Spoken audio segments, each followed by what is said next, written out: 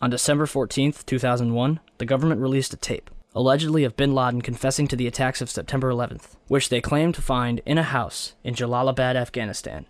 Except there's a number of things wrong with this tape. 1. The tape itself is of very poor quality. And 2.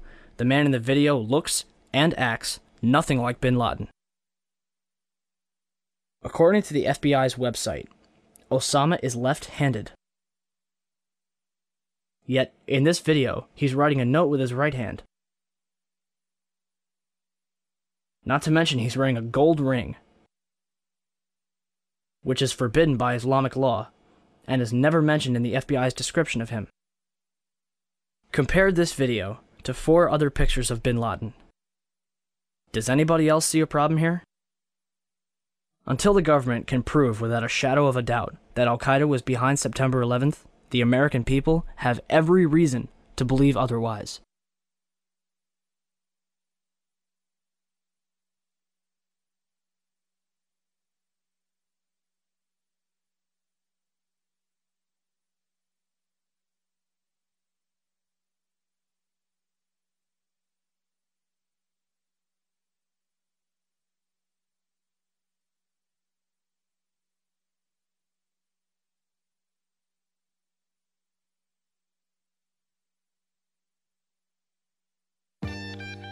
And now for the last question of all.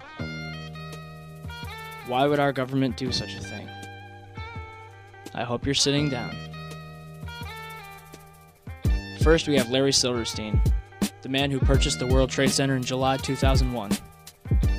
After September 11th, Silverstein demanded $7.2 billion from his insurers, claiming that each plane counted as a separate act of terrorism. However, on December 6th, 2004, the courts only reward him with $2.2 billion. Next, we have the put options that were placed on United Airlines, American Airlines, and Boeing. According to the San Francisco Chronicle, more than $2.5 million has remained unclaimed. As for 9/11 itself, Reuters reported that Comvar, a German computer company, is responsible for helping companies and accountants in New York restore their data from over 400 hard drives that were recovered from the World Trade Center's rubble. Comvar recovered information from 32 different computers that suggested insider trading took place on 9/11. Richard Wagner, an expert at Comvar. There is a suspicion that some people had advanced knowledge of the approximate time of the plane crashes in order to move out amounts exceeding $100 million. They thought that the records of their transactions could not be traced after the mainframes were destroyed. After their analysis, Comvar handed the results over to the FBI. Although the FBI was legally bound to investigate who was responsible, to date they have done no such thing. Moving on. According to Wikipedia, one of the world's largest gold depositories was stored underneath the World Trade Center.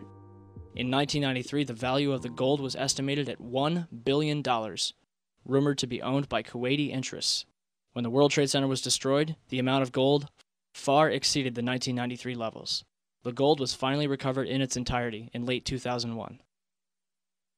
Or was it? On November 1st, 2001, the Times Online reported that a large amount of gold was discovered in the wreckage of the World Trade Center. Mayor Rudolph Giuliani announced that more than $230 million was recovered from Ground Zero. However, the COMEX Metals Trading Division was storing gold bars for the Bank of Nova Scotia, Chase Manhattan Bank, Bank of New York, Hong Kong, and Shanghai Banking, totaling $950 million. And that's just one company. Rumor has it that over $160 billion in gold was stored in the World Trade Center. So where did all the gold go? Remember the gold that was found in November 2001? Reuters reported that it was discovered in the back of a 10-wheel truck, along with several cars, in a delivery tunnel underneath World Trade Center 5. No bodies were recovered. As workers got closer to the gold, authorities began restricting access to Ground Zero, joined by FBI and Secret Service agents. One worker, who was directed away from the tunnel, told a reporter, "If I tried to go down there, they would have shot me." Heavy machinery operators and others worked under the watchful eye of more than 100 armed officers. So let me get this straight. Gold from World Trade Center 4 was found underneath World Trade Center 5 in an empty delivery truck with an empty escort of cars. I think it's safe to say that they were running away from the South Tower.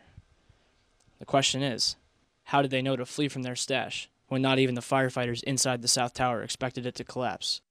$167 billion in gold. $200 million is found. And that's just the money. After September 11th, President Bush had and continues to have permission to do and say whatever he wants, all under the pretext of 9/11. The Patriot Act, the Department of Homeland Security, Afghanistan, Iraq. Got him. Good. Second one. Hit the other one. It's time for America to accept 9/11 for what it was. A lie which killed thousands of people, only in turn killing hundreds of thousands more to make billions upon trillions of dollars. Are you angry yet? You should be. Every single attempt to investigate and uncover the truth behind 9/11 has been blackballed, ridiculed, and harassed by both the government and media alike for even daring to question the official story. Jimmy Walter, who spent nearly $2 million on an advertising blitz to convince people here in New York and elsewhere that 9/11 was a self-inflicted wound. Jimmy, welcome. Why are you doing this? I'm a patriot trying to defend this country from the real terrorists who have damaged and changed our country.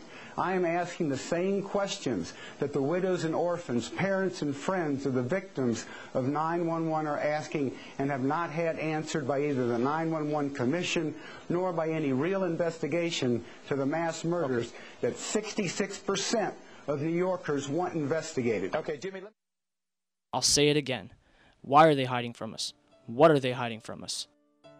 And what's it going to take until people in this country give a damn and do something about it? America has been hijacked. Not by Al-Qaeda, not by Osama bin Laden, but by a group of tyrants ready and willing to do whatever it takes to keep their stranglehold on this country. So what are we going to do about it? Anything. Share this information with friends, family, total strangers, hold screenings, conferences, whatever you have to do to get the word out. It's up to you. Ask questions. Demand answers.